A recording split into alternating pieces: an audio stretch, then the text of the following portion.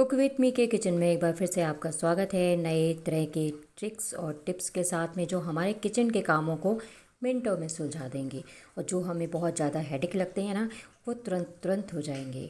तो बस इनको एक बार फॉलो करिएगा, आपके सारे काम तैयार हैं। तो सबसे पहले टिप्स नंबर 1 है, जब कभी हमें मसाला लच्छा पराठा बनाना होता है तो तुरंत तुरंत आटा लगाने में भी बहुत अच्छा नहीं बनता है। तो क्या करना है, पहले से ही आटे में सारी चीज़ें मिक्स करके उसको लगा करके थोड़ा सा सॉफ्ट लगाइएगा और उसको ढक कर रख दीजिए। यदि सुबह के टिफ़िन के लिए करना है तो आप रात में आटा लगा कर रख दीजिए, सुबह निकालिए, 5 मिनट के बाद आप आटे को थोड़ा सा मिक्स करके आराम से लच्छा पराठा बना सकती हैं। उस पराठे में आप प्याज पनीर कुछ भी मिक्स कर सकती हैं। तो सुबह आपके साथ बिल्कुल आटा रेडी रहेगा, आपको कुछ भी नहीं करना पड़ेगा। तो ये टिप्स एक बार फॉलो करिएगा, आपका बहुत सारा टाइम बच जाएगा और जो पराठे आप बनाएंगे वो बहुत टेस्टी बनेंगे। तो देखिए यहाँ पर मैंने सारे मसाले मिक्स कर दिए, इसमें ऑयल मिला दिया है, नमक मिला दिया है और कटी हुई धनिया मिलाकर इसे सॉफ्ट बिल्कुल डो लगा लेंगे। जैसे कि आप देख रहे हैं, इसमें थोड़ा थोड़ा पानी डाल के आप इसका डो लगा लीजिए। इसमें चाहें तो टेस्ट के अकॉर्डिंग मिर्च भी मिला लीजिए, जितनी चीज़ें आप मिक्स करना चाहें इसमें मिला सकते हैं। और इसका एक परफेक्ट सॉफ्ट डो बनाकर आराम से रात में आप फ्रिज में रख दीजिए। उसके बाद जब आप सुबह उठेंगे तो बच्चों के टिफ़िन के लिए आपको तुरंत तुरंत पराठे का या लच्छा पराठे का आटा नहीं लगाना पड़ेगा। ये आटा इतना सॉफ्ट रहेगा ना कि मतलब इतना अच्छा तो आपकी जो रोटियां बनती हैं वो भी नहीं बनेंगी जितना सॉफ्ट ये रहेगा, और आपके पराठे भी बहुत अच्छे टेस्टी बनेंगे। क्योंकि तुरंत का लगाया हुआ आटा जो रहता है थोड़ा रफ़ रहता है, कितना भी आप उसे मसल लें पर वो उतना ज़्यादा सॉफ्ट नहीं हो पाता। तो ये टिप को आप बिल्कुल फॉलो करिएगा। अब यहाँ पर है टिप नंबर 2, जब बारिश होती है तो कपड़े कई बार जहाँ पर इलास्टिक होती है वहाँ सूख नहीं पाते और यहाँ पर हम प्रेस भी नहीं कर सकते। तो इसके लिए क्या करना है, हमारे यहाँ जब किचन में कोई भी बर्तन गर्म हो, जैसे कुकर है, इसमें सीटियाँ लग चुकी हैं, गैस बंद है, तो आप इसके ऊपर इसको रख सकते हैं। और यदि आपको लगता है कि कपड़े में पूरे में सीलन सी है, नमी है, तो आप पूरे कपड़े को लपेट कर इसके ऊपर रख दीजिए। 5 से 10 मिनट के बाद इसमें काफ़ी सारी भाप निकलती है, आपको दिखाई देगी और पूरा कपड़ा अच्छी तरह से सूख जाएगा। तो यहाँ आपको प्रेस करने की झंझट नहीं है, कपड़ा आराम से सूख जाएगा। तो अब देखिए किचन में क्या होता है, कई बार मसाले डब्बे में भरे रहते हैं और कुछ ही दिन पहले हमने साफ़ कर रहते हैं, फिर से चिकट जाते हैं या उनके ऊपर काफ़ी चिकनाहट हो जाती है। तो इसके लिए क्या करना है, आपके पास टाइम नहीं है कि हम सारे सामान को बाहर निकालें, तो सबसे पहले हमें क्या करना है, जो डब्बे हैं इसकी ढक्कन को या लिड को अच्छी तरह से टाइट कर देना है। जैसे कि आप इसमें मैं दिखा रही हूँ, आप इसके ढक्कन को अच्छी तरह से टाइट कर दीजिए। सारे डब्बे के ढक्कन आपको टाइट कर देना है और उसके बाद आपको क्या करना है, एक टेबल पर, क्योंकि किचन में प्लेटफॉर्म कई बार इतना बड़ा नहीं होता, तो एक टेबल पर ले जाइए और उसके बाद एक न्यूज़पेपर बिछाकर इन डिब्बों के ऊपर हमें क्या करना है, स्क्रबर लेना है। स्क्रबर का पूरा पानी आप गीला करने के बाद निकाल दीजिए और उसमें पाउडर जो डिटर्जेंट होता है उसको ले लीजिए और उसके बाद कैप के ऊपर आसानी से इसे रगड़ दीजिए। सर्कल के रूप में भी रगड़ेंगे तो भी है, आराम से इसकी जितनी चिकनाहट है पूरी निकल जाएगी। और ये ध्यान रखना रहेगा कि जो भी आप कंटेनर ले रहे हैं इसका ढक्कन या कंटेनर कहीं से क्रैक ना हो, ताकि पानी अंदर ना जाए। उस सारे कैप को आपको इस तरह से साफ़ कर लेना है, साइड में भी साफ़ कर लेना है। और जब आपको लगता है कि ये पूरा साफ़ हो चुका है तो उसे आप रख दीजिए, दूसरे कंटेनर को इस तरह से साफ़ करिए। क्योंकि आपने इसके कैप को बिल्कुल टाइट कर दिया है तो पानी अंदर नहीं जाएगा और अंदर हमारा जितना भी सामान है वो ख़राब नहीं होगा। तो आप देख सकते हैं कि यहाँ पर मैं आपको 4 कंटेनर साफ़ करके दिखा रही हूँ। इसके बाद मैंने और भी कंटेनर इस तरह से साफ़ किए थे। और जब कभी मेरे पास कम समय होता है तो मैं इसी तरह से अपने कंटेनर साफ़ करती हूँ। तो आप देख सकते हैं ये सारे कंटेनर मैंने घिसकर साफ़ कर लिए। इसके बाद हमें नल के नीचे ले जाना है और इसको अच्छी तरह से धुल देना है।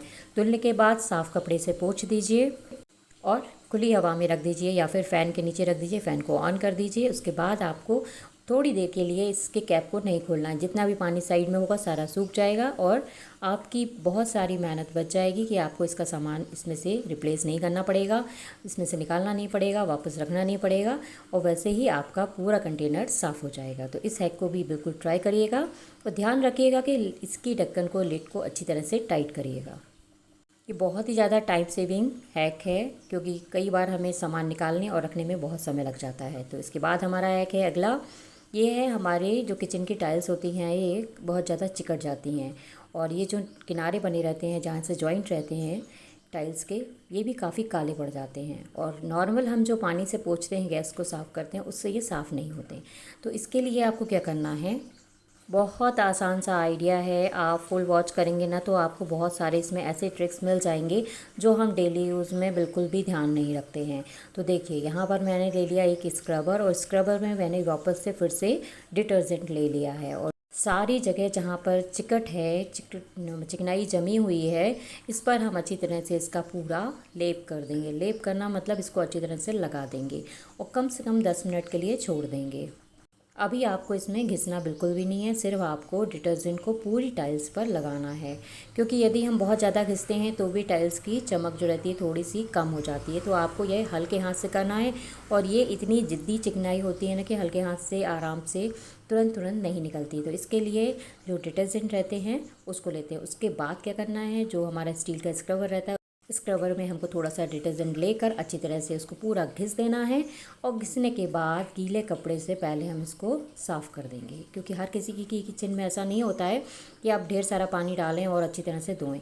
तो हम क्या करेंगे, गीला कपड़ा लेंगे और उससे उसको पूरा साफ़ कर लेंगे। 2 से 3 बार जब आप साफ़ करेंगे तो आपकी सारी टाइल्स अच्छी तरह से चमकने लगेंगी। इसके बाद है, देखिए अगला है कि हमारी गैस को लेकर कई बार हम कुछ खाना बनाते हैं और वो बॉयल हो जाता है, उबल जाता है, दूध उबल जाता है, तो इस पर चिपक जाता है और जल जाता है। तो इसके लिए क्या करना है, पहले गैस पे थोड़ा सा पानी डाल दीजिए, और उसके बाद जो प्लेटफॉर्म है उसको भी अच्छी तरह से साफ़ कर लीजिए स्टील के स्क्रबर से, क्योंकि जब तक गैस के ऊपर का सामान जितना भी जला हुआ है वो फूलेगा, तब तक आप ये प्लेटफॉर्म को साफ़ करने का काम कर सकते हैं। इसके बाद क्या करना है, उसी स्क्रबर से हमको लेकर जितनी भी उसके ऊपर चिकनाई लगी हुई है, जलापन लगे हुए है, या जला हुआ भाग है, या गंदी गैस है, वो सबको आपको इस स्क्रबर से ऐसे ही बिना डिटर्जेंट के ही घिस लेना है। यहाँ आपको बिल्कुल भी बहुत मेहनत नहीं लगेगी, क्योंकि आपने पहले से पानी डाल के रखा था। और ध्यान रखिए, कभी भी गैस के ऊपर कुछ चीज़ उबल जाती है या जल जाता है तो पहले हमको उसको पानी से डालकर फुला लेना है। जब वो भीग जाएगा तो आसानी से छूट जाएगा, और तुरंत आप घिसेंगे तो बहुत मेहनत लगेगी।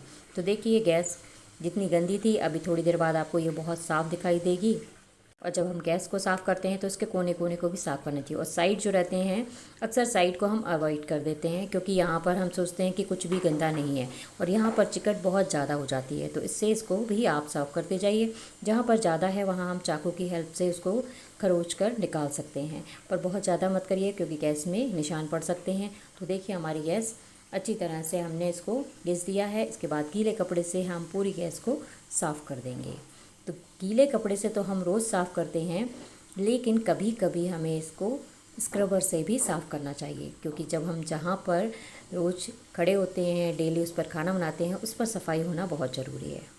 अगला है कि हमारा सॉस को लेकर है। जब कभी हम बच्चों को देते हैं तो कई बार वो छूट जाता है और हम उसे उठाकर ऐसे ही फेंक देते हैं। यहाँ आपको सॉस को फेंकना नहीं है। हमारे घर पर जितने भी स्टील के टैप रहते हैं, नल रहते हैं, उसके ऊपर आप इस सॉस को अच्छी तरह से लगाकर इसका पूरा लेप करके इसे कम से कम 10 मिनट के लिए छोड़ दीजिए। और जब आप इसे साफ़ करेंगे ना तो आप बिल्कुल आश्चर्य में हो जाएंगे, आपके घर के सारे नल टैप पूरे नए नए दिखाई देंगे। ये बहुत यूज़फुल हैक है, क्योंकि जब हम सॉस को ऐसे छोड़ते हैं तो कई बार उसमें कीड़े ईड़े ऊपर से भिंगे बैठ जाते हैं, तो हम उसको यूज़ नहीं करते दोबारा। तो फेंकना बिल्कुल भी नहीं है, टैप को साफ़ कर लेना है, क्योंकि ये स्टील का है। स्टील का कोई भी सामान आप सॉस के साथ साफ़ करेंगे पूरा साफ़ हो जाएगा। तो देखिए यहाँ पर एक छोटा सा हैक ये भी है कि मैंने यहाँ पर स्क्रबर वगैरह रखने के लिए एक छोटा सा स्टैंड यहाँ पर लगा के रखा है, जिसमें गीला स्क्रबर रखने पर सारा पानी नीचे गिर जाता है। और देखिए अब ये नल है, नल को अच्छी तरह से मैंने एक स्क्रबर, इसमें कुछ भी नहीं लगाया था, ऐसे ही सूखे स्क्रबर से इसको पूरा घिस दिया है। और घिसने के बाद जब आप देखेंगे तो ये पूरा नल अच्छी तरह से बिल्कुल नया दिखाई देगा। तो बिना किसी खर्च के आपने अपने घर के सारे टैप्स को चमका लेना है। तो इसको भी ट्राई करिएगा, और उसके बाद पानी से इसे धुल कर साफ़ कर दीजिए। आप देख सकते हैं कि नल की चमक वापस आ गई है। तो इस हैक को बिल्कुल ट्राई करिएगा। अब नल के साथ एक हैक छोटा सा और भी है। कई बार क्या होता है कि जब बारिश में गंदा पानी आता है तो नल में पानी आना बंद हो जाता है, बहुत पतली धार आती है और हम सोचते हैं नल ख़राब हो गया। नहीं, ये सामने की जो जोड़ रहता है इसको आप खोल लीजिए और इसको थोड़ा सा ज़मीन पर टैप टैप करिए, उसका सारा कचरा निकल जाएगा। और उसके बाद आप इसको वापस से लगा दीजिए। आपकी नल की जो फ्लो है, धार है, वो बहुत अच्छी आएगी और तेज़ हो जाएगी। तो जब कभी भी पानी धीमा आए तो ये मत समझिए कि आपका नल ख़राब हो गया है। इस छोटे से ट्रिक को ज़रूर देखिएगा। तो चलिए आप देखते हैं इसके साथ हम एक और भी करते हैं कि जब गंदा पानी आए तो छोटी सी छन्नी ज़रूर नल में लगा के रखिए। वैसे तो हम पानी छान कर पीते हैं, लेकिन डायरेक्टली आपके पानी में इम्प्योरिटीज़ नहीं आएंगी, तो इस तरह की एक छन्नी को लगाकर बिल्कुल रखना चाहिए। आपको ये टिप्स और ट्रिक्स कैसे लगे कमेंट करके ज़रूर बताइएगा। मिलते हैं अगले वीडियो में।